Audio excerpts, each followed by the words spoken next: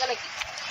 ఇప్పుడు నిజంగా దొంగల కంటే ఈ సైబర్ క్రైమ్ దొంగలు అంటే ఫోన్లో నుంచి డబ్బులు దొబ్బేయడము, మన అకౌంట్స్లో నుంచి డబ్బులు దొబ్బేయడం, వీళ్ళు చాలా ఎక్కువైపోయారు.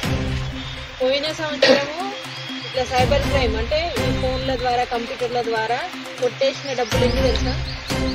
మన హైదరాబాదు ఈ ఏరియాలో 400 కోట్లు, మన రాష్ట్రంలో 400 కోట్లు సైబర్ క్రైమ్ ద్వారా పోయింది. సో అందులో దాని బారిన పడకుండా ఉండాలంటే మనం కొన్ని టిప్స్ పాటించాలి.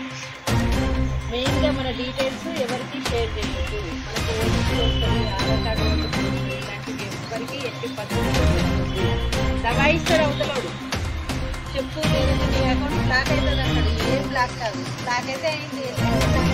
లోన్ కానీ మీ పర్సనల్ ఇన్ఫర్మేషన్ కానీ మీకు సంబంధించిన ప్రతిదీ కూడా ఇక వాడు అప్పుడు ఆడుకుంటాడు. వాళ్ళందరికీ మెసేజ్లు పంపిస్తాడు.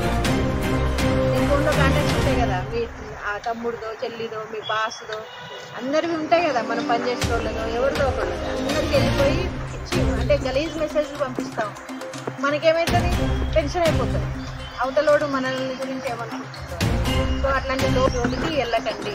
దానికంటే పక్కింటోడి దగ్గర లేదా